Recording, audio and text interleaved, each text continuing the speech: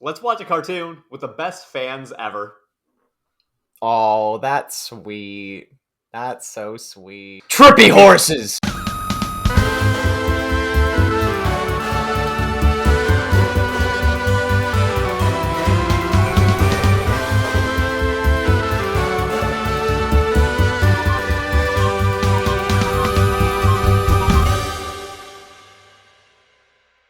Welcome to Hester Bros Cartoon Theater! I'm Alec, this is my brother, Lucas. Today, we are talking about a cartoon that is sweeping the animation nation. It is Netflix's Centaurworld. Many of you got to watch the whole first season in our Centaurworld reaction series. Centaurworld and its amazing fans are literally the reason that our channel got to 1,000 subscribers so soon. When there's a reaction series going on, there's a lot to pay attention to. We can't always articulate every single thought that we have fully. So we wanted to do a full episode and give this cartoon some love, not just the reaction series, but a full, this is what this show is. Everybody should watch it. Lucas, could you please describe what is Centaurworld? The plot line is very much a protagonist is finding their way home. That's as far as we know. I won't go into spoilers. But that doesn't really describe the show. It's a trippy candy and LSD soaked centaur world where everything is centaurs, and it's really funny. That is, it's a really strange world that this horse finds themselves in after being pulled away from their very serious war-torn world. Now everything is zany and happy, but there's dark undertones at the same time. What we want to do here is count down 5 reasons that we think that you should watch Centaurworld if you haven't already. The reason we want to do this is just because it's kind of a nice way to summarize everything in a bulleted list to kind of simplify it, because we could just ramble about this show and create a way too long video that would be very hard for me to edit. Yes, this is about me. Without further ado, this is our 5 reasons that you should definitely watch this show. Thus, also watch our live reaction series.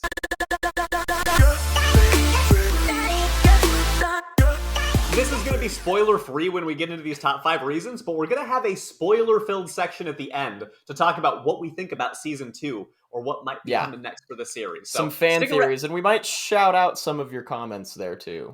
Stay to the end. Help our watch time. Number 5!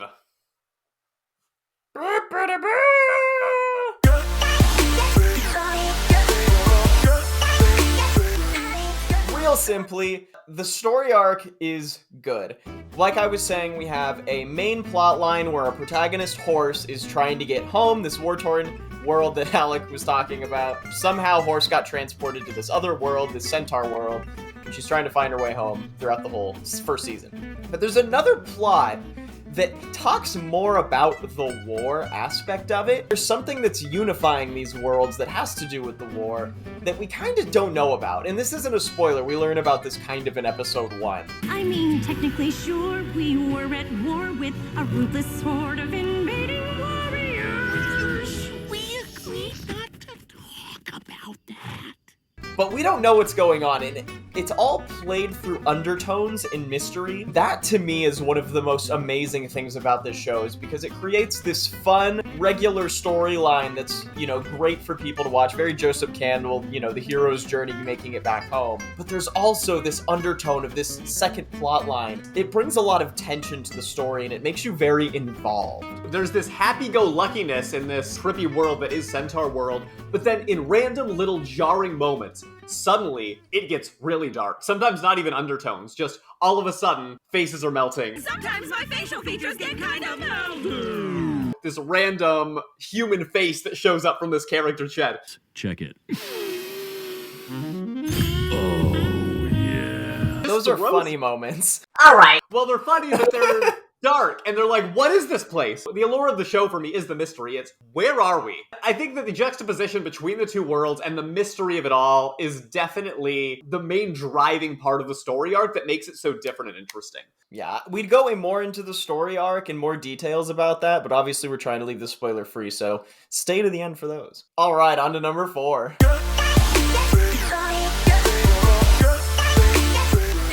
The trippy animation. One of our commenters, Iris, said when we did episodes 2 and 3, there's 2 different animation studios for the 2 styles used in the show. So we talked about the juxtaposition between these two worlds. The fact that they are literally using different animation studios to create this art is really, really interesting and creative, and something different that hasn't been done before. When we say the Trippy animation, obviously we're referring to the bouncy, fun Centaurworld. It's very colorful. You see the inspiration from Adventure Time, World of Gumball, and stuff like that. The characters are magical, so there's all of this opportunity to use magic. In the first episode, we see a force field. Horse is trying to fight the force field to get out of this thing. And there's all of these cartoony, almost slapstick kind of interaction with Horse in the force field. There's scenes where the centaurs can shoot tiny versions of themselves out of their hooves. Huh? Ugh. What is this? Why was I made? Where did that go? We never know.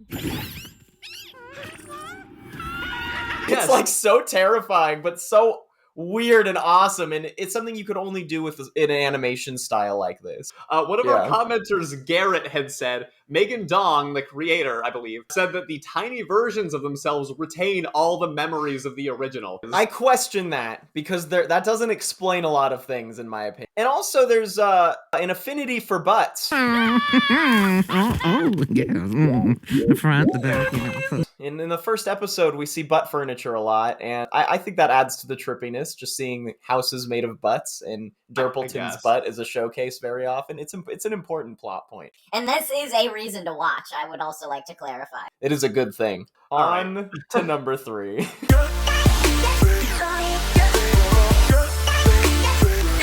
It is fucking hilarious. It is so goddamn funny, dude. One scene, Wamawink, the main cast of the centaurs that Horse meets, talks about mer people and how excited she is to meet mer people, and a swimsuit magazine that these mer people have. And Glendale shows up, is like, I helped you! You said if I didn't help you, I wouldn't get giggle cakes! I made these for you! I made all of these issues! There were so many issues! So many issues! And then she pulls a literal body pillow out of her portal body. And then there's this pillow that you made me sew, and you made me draw a man on it, a merman on it. Okay, Glendale, okay. That whole scene, dude, I was dying. That is one of the actual funniest things I've ever seen in this show. And there's so many things like that. The writing is amazing. Every character's funny. There's just millions. I could go on this tangent for hours. Millions of hilarious things. The screaming miniature versions of themselves, Derpleton's character as a whole. It's so funny. That was a very good Glendale impression. Well done. We'll talk more about Glendale, because Glendale's comedy is next level. You know, Mama like. Yeah. But it is the zaniness for me. The one that sticks out the most, there's an episode where they parody the Cats musical. We strike poses on the runway and do cat tricks. And we do this every day. I'm sure to win the sash tonight. I am such a big fan of Cats 2019. I purchased it, okay? And I said this when we recorded the live viewing, and Lucas cut it out, but I want to make the record very clear. There's a specific moment during one of the songs where this character is singing about his hats. I got a lot of hats. He's got a lot of hats. I brought them all. He brought them all. I'm wearing all of them. He's wearing hats. I'm wearing every hat that I own. Literally, you could watch in the reaction video. I could not contain my laughter. I just couldn't stop laughing. So yeah, I agree. Comedy, flawless, so good. And Comfortable Doug. That's all I'm going to say on that note. You know, I've always been called Comfortable Doug. Reason number 2.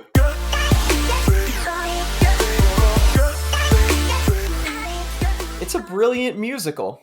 And yes, I'm very serious about that. So before we watched Centaurworld, I only knew the star, Kamiko Glenn. I only knew her from being Lena in DuckTales, but she doesn't sing in that show. In Centaurworld, her voice hits me on a spiritual level, bro. I am for all to see when you're asking who is Shay.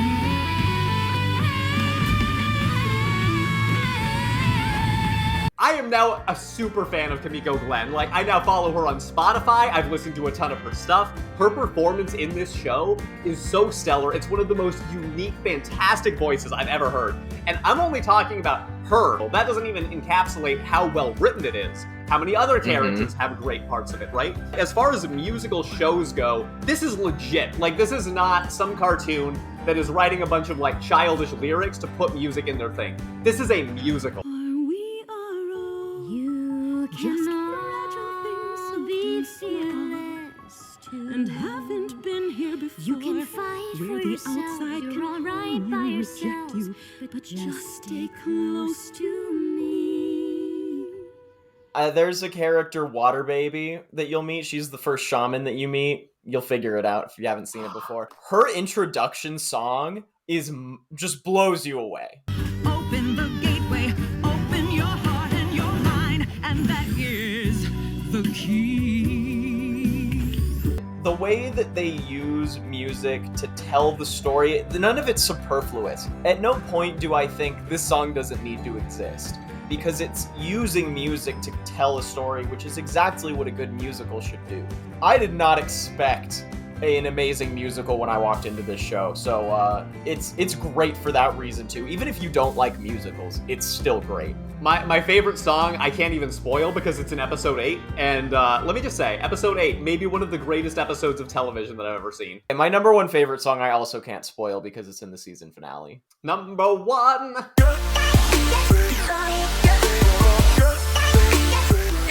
So everything that we just talked about, good story, animation, comedy, musical stuff, none of it works if you don't have a core character base that you care about. This is like storytelling 101. If we don't have investment in the characters, if the characters aren't likable, if we're not here for their journey, there's no reason why any of these other things would be good. The animation is not enough on its own. I think James Cameron's Avatar has proven that. That's a relevant movie to throw shade at right now in this video, right? Horse, complex, we get a serious emotional struggle that we care about. Glendale, so funny, her kleptomaniac thing, but also she's a real person. She doesn't feel like the comic relief token character.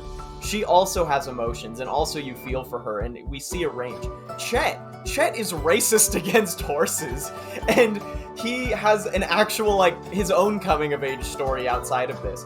Wamawink is the leader of the centaur herd, and she has these complex issues with her background and her dealing with managing this group of people. Zulius is catty, but also has a very serious love for these people, and his character ties so well into the group. And Durpleton, who's somebody you might also think would be just the comic relief, also has a wholesome addition to the group. All of them bring something to the table. There's nothing left out, and none of them just feel like a character that's there as a token.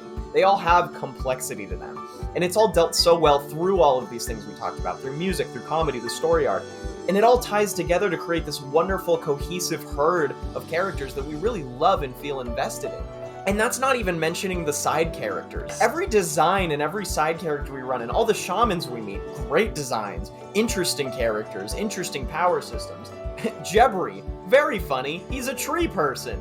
I'm interested in that. It's not just a comedy thing. Like, there's a tree person. Like, it's funny, and his whole thing is very hilarious. But why is he there? You're even interested in Jebri, the talking trees story. And then we have our main antagonist, which I won't talk too much about, but all of these characters are good. There's not a weak character in the story, in my opinion. The fact that we have all this investment and all these colorful, interesting characters is really what ties together all of this so well. Dude, you literally said that so well, I'm not even sure if I can add anything. It does show that a great character base and a great world will make or break a series. And, Centaurworld was able to get those right. And I know that we're only 10 episodes in at season 1, but I care so much about every single character that's a part of this. It was a very popular question as we were doing this, because we have a Discord where our fans can interact with us a little bit. What are your favorite characters? And it's hard, because they would ask about shamans. I'm like, man, all of the shamans are great. The shaman. Glendale is a character that is elevated on a comedic level that just will never stop being my favorite. Another cool thing, one of our commenters, Colleen, mentioned that Glendale is voiced by the creator of Centaurworld. That's really awesome, because the creator came in and was like, there is only one way to do this character, and it's gonna be me. And then Lucas replicated it beautifully earlier in this episode. So many issues! Okay, guys, that's it for the list of why you should watch this. For those who have already watched it before, let's get into some fan theories. Let's start talking about some of the spoiler things. So if you haven't seen the show, I really recommend you watch it before watching this. I really do.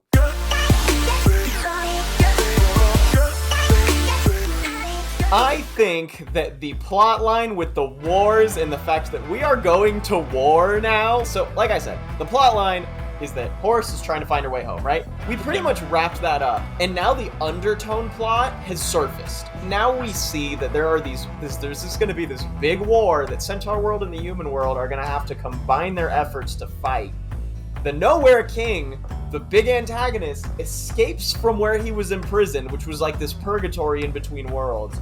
And it looks like, well, we don't really know what it looks like. They're gonna have to go to war. And I never would have thought this was gonna be a war story. One of the things that I talked about when we watched the show originally was, are they gonna pull a humanize the villain route? What do you think about that? Do you think we're gonna get a villain that has his coming of age, where his relationship with that human shaman is somehow gonna like bring him back from the depths of darkness or whatever? So here's the thing about the Nowhere King, and I alluded to this a little bit at the end of, I think it would have been our last episode, that the Nowhere King sort of like was painted as being a little bit redeemable, like there's something there, but I got the vibe that he was past helping. I think that we are going to get backstory as to where they came from, but we also get to know this old woman who we still don't know her name. She has a connection to the Nowhere King, right? I think that they are going to have a backstory that we get to learn about, and they'll probably like flashback. It might get teased to us that they could possibly get together, but I think that that relationship is toxic and can't be salvaged. I do not think we're going to get a redemption arc for the Nowhere King. I thought maybe it might go that way at first and pull Steven Universe, like everybody's redeemable. But I kind of hate that. Like you said, I think we're going to figure out why and how the Nowhere King got here, so we will humanize the villain, but not redeem. I think he will end up choosing the path of darkness, and that we will still have to vanquish him. I think it'd be a little disappointing if it didn't go that route. I don't necessarily want to feel like we love every character in the end and everybody lives and everything is fine. I know it's an all-ages show, which I think is great. I would love for everybody to be able to watch it, but I think it would be a stronger creative choice to tug on our heartstrings a little bit there. On that note, do you think that the capacity is there for this show to kill off a character? Because when we were watching the finale, we were talking like, is Water Baby gonna die? Even when we watched the first episode, we're like, is the human gonna die here? Do you think that a character could get axed? I do. I really do. I wouldn't want to necessarily speculate which one, but it's hard because, like, it still has that TVY7 stamp on it, and I don't necessarily know what the regulations are with what shows have to do. But I think that you can let a character pass in a very meaningful way that still has enough levity to continue warranting that Y7 rating. The way that they have already handled literally the topic of mental health in episode 8 in a way that, to your credit, when we watched that live, you said the word, I think that was a suicide reference. I was not comfortable saying that because I didn't want to be wrong, but sure enough, it was, and they went hard with that. If they're willing to have a metaphor like that be so clear and obvious, I think that they would let a character die. I really do. The dark tone does warrant a death, and I would even go as far as to say I think I'd like to see a character die because it would raise the stakes. I don't want to see someone in the herd die because I'm too attached. It might be a good creative decision. I would be so sad if one of our herd died. I could see Water Baby dying.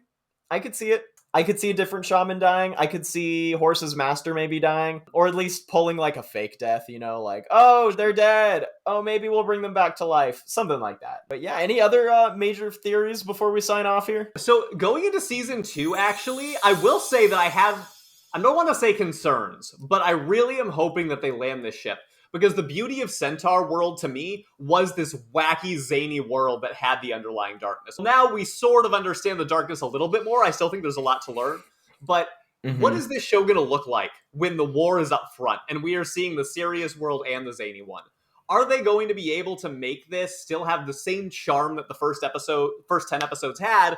Or are we going to get so serious from the war side that it's going to lose some of the fun? I trust these creators 100%, to be clear, but that's what I'm going to be looking for as we go into our reaction series for the second season, which we absolutely will be doing if that was not already clear. So like and subscribe. Like and subscribe right now, everybody. Just do it. Just sign up on. Just join our herd. I'll steal your subscription buttons. Finish the show. I do actually think that that's a very solid point. So good thoughts, Alec. Thanks everybody for sticking around. Obviously, like and subscribe, do all the things. Please join our Discord chat. All right. Thanks everybody for sticking around. See us in the Discord. See us on our next video. Have a beautiful day, fam.